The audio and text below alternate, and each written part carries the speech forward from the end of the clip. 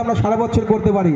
সে শীতের সময় আমরা ক্রিকেট খেলবো, বর্ষার সময় ফুটবল খেলবো, আবার ব্যাডমিন্টন খেলবো। যাই হোক, এই সমস্তের বাদেও কিন্তু আরেকটা খেলা আছে, সেটা হচ্ছে অ্যাথলেটিক্স।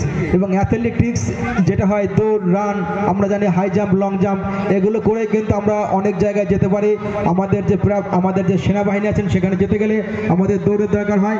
আর এই দৌড়ের যিনি প্রশিক্ষণ দেন আমাদের মাঠে নতুন এসেছেন, কিন্তু নতুন এসেও আমাদের একদম কাছের মানুষ হয়ে পড়েছেন। আমাদের সেই দীপেন্দুদাকে বরণ করে নিচ্ছেন সঞ্জিত রায় মহাশয়। সঞ্জিত সামনে চলে আসবে ভাই।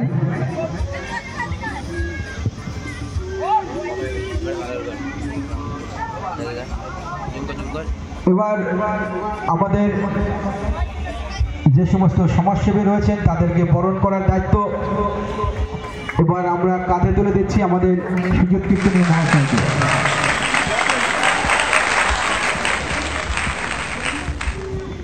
এবার বরণ করে নিচ্ছে আমাদের দুর্গাদল সমিতি প্রাণগোপাল রায় মহাশয়।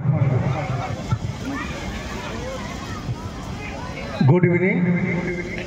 এখানে উপস্থিত আমাদের প্রিয় নরোত্তম দা, আমাদের পিনাকি দা, সবাইকে ধন্যবাদ। এখানকার গ্রামবাসীকে আমার ধন্যবাদ। আমি এই পাশের মাঠে প্র্যাকটিস করাচ্ছিলাম। যখন আমি এখানে আসি মাঠের অবস্থা খুব খারাপ ছিল। তা এখানকার কিছু বাসিন্দার আমার কাছে আসে, বলে মাঠটাকে তুমি সংস্কার করো, এখানে তুমি তোমার প্র্যাকটিস শুরু করো। পুরো জলাজয় অবস্থা ছিল, জলজীর্ণ, গাছগাছালা ভর্তি ছিল। এখানে এসে আমি মাঠটাকে সংস্কার করি আর আমি প্র্যাকটিস শুরু করি। এবার আমি আমার কিছু কাহিনী বলবো। আমি 2001 সালে ডিফেন্সে জয়েন করি। আমার বাড়ির অবস্থা খুবই খারাপ ছিল, খুবই গরিব ছিল। সে গরিবের মধ্যে দিয়ে আমি 2000 থেকে 2001 পর্যন্ত সংঘর্ষ করার পর 2001 গিয়ে যখন সার্ভিস পাই তখন আমার বাড়ি একটু স্ট্যান্ডার্ড হয়ে যায়। এবার 2022-এ আমি রিটায়ারমেন্ট করি। তার মধ্যে আমি জম্মু কাশ্মীরে যখন পোস্টিং ছিলাম তখন আমার পায়ের এখান থেকে একটা বড় অ্যাক্সিডেন্ট হয়। যুদ্ধের যে ট্যাঙ্ক হয়, যুদ্ধের ট্যাঙ্ক থেকে আমি রিপেয়ার করার সময় কিন্তু পড়ে যাই, আর ট্যাঙ্কের সেলফস্টার এখানে পড়ে আমার পাটা 2 টুকরো হয়ে যায়। আমি ভাবতে পারিনি আমার পাটা থাকবে কি থাকবে না। কিন্তু ওইখান থেকে আসার পর দিল্লিতে আমার আদার হসপিটালে আমি ট্রিটমেন্ট হই। কন্টিনিউ 6 মাস আমি চলাফেরা করার পর বছরখানেকের মধ্যে আমার পাটা ঠিক হয়ে যায়। তারপর এখান থেকে আসার পর আমি ইনকাম ট্যাক্সের চাকরি পেয়েছি, কিন্তু সেই ইনকাম ট্যাক্সের চাকরিতে জয়েন করিনি। আমার একটাই শখ ছিল, এখানে অনেক ছেলে মেয়ে, অনেক বাচ্চা কাচ্চা আছে যারা চাকরির জন্য ভাগদৌড় করে, দৌড়দৌড়ি করে, কিন্তু পায় না। আমি তাদের জন্য একটা সন্দেশ দেবো। এখন এত কম্পিটিশন হয়ে গেছে চাকরির বাজার, সবাই পড়াশোনা করছে, কিন্তু পড়াশোনার মাঝে তাকে চাকরির জন্য আগ্রহ রাখতে হবে। এখন ডিফেন্সের চাকরির জন্য যদি আপনাকে করতে হয় 21 বছর, লাস্ট 17 বছর থেকে স্টার্টিং হয়ে যাচ্ছে। তাই যে ছেলেটা হায়ার সেকেন্ডারি করবে ভাবছে, গ্র্যাজুয়েশন করবে, আফটার গ্র্যাজুয়েশন পরে আমি চাকরির জন্য দৌড়দৌড়ি করবো, তারা মনে করো তোমার লাইফ শেষ হয়ে যাবে, কিন্তু চাকরি পাবে না। এখন থেকে আমার কাছে ক্লাস 8, ক্লাস 9-এর ছেলেমেয়েরা আসে প্র্যাকটিস করতে। তারা পড়াশোনা করছে প্লাস প্র্যাকটিস করছে।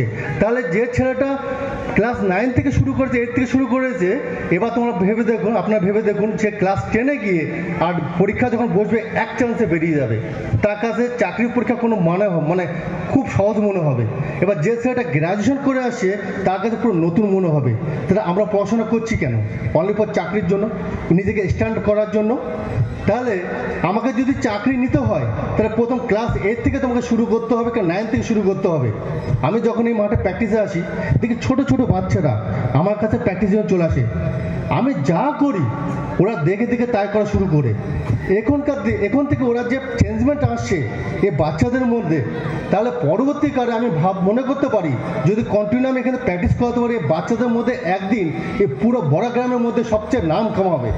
বলে ধরুন স্পোর্টসে যাবে বড়ার থেকে যাবে, এখান থেকে স্পোর্টসের নম্বর 1, চাকরিতে যাবে, যদি যে কম্পিটিশন হয় সব এখান থেকে আগে বেরোবে। তাহলে কি আমার মহল চেঞ্জ হচ্ছে। যখন মহল আর পরিবেশ চেঞ্জ হয় তা সেখানে ডেভেলপমেন্ট হয়। আমি এখানকার ওই সমস্ত লোকদের বলবো, যেমন রাকেশ দা, বিশুদা আমাকে এখানে নিয়ে এসেছে, আমি বলবো এরা হচ্ছে এখানকার অভিভাবকের মতো বলতে পারি, কারণ ওরা চাইছে এই গ্রামটাকে চেঞ্জমেন্ট করার জন্য। সদলদাটা সব ছিল এখানে, আমাকে এখান থেকে এনেছে। আমি আসার পর দেখছি অনেক বাচ্চাদের মধ্যে চেঞ্জমেন্ট আসছে। সকালে কোনো বাচ্চা ঘুম থেকে উঠুক না উঠুক ঠিক মাঠে চলে আসে। আমি সমস্ত গার্জেনদের এটাই বলবো, এখানে আমাদের হেডমাস্টার মশাই বললেন না যে বাচ্চাদের মধ্যে পরিবর্তন আনতে হলে ছোটো বাচ্চা খেলাধুলার মাধ্যমে আমরা পরিবর্তন করতে পারি। তার ওরা খেলতে ভালোবাসে, যদি এখান থেকে আমরা খেলাধুলার মধ্যে মাঝে এনে আনতে পারি তার একদিন এরা ইমপ্রুভ করবে আর একদিন এরা দেশের নাম কামাবে। এখান থেকে দেখবেন অলিম্পিক আসছে, আমাদের দেশে বড় মেডেল এখানে আমাদের বড় গ্রামে আসছে। তা আমি সমস্ত গ্রামবাসীদের এটাই বলবো, আপনারা সহযোগিতা করুন এই গ্রামকে উন্নতি করার জন্য। বাচ্চারা আসতে দিন, আর যদি মনে করতে চাকরি করতে হবে তা বাচ্চাদের ঘরের মধ্যে আটকাবেন না। আমার এখানে যে ছেলে মেয়েটা এখানে পড়ে, যে ছেলে স্কুলে ভালো রেজাল্ট করতো না, আমার এখানে পড়ে সে এখন স্কুলে ফার্স্ট হচ্ছে, পড়াশোনা করছে, সাথে সাথে ট্রেনিংও হচ্ছে, দুটো কাজ একসাথে হচ্ছে। তাই আমার বেশি কিছু বলবো না, এখানে সমস্ত ব্যক্তিগণ এখানে বসে আছে, এই বলে আমি আমার এখানে বক্তব্য শেষ করছি। ধন্যবাদ।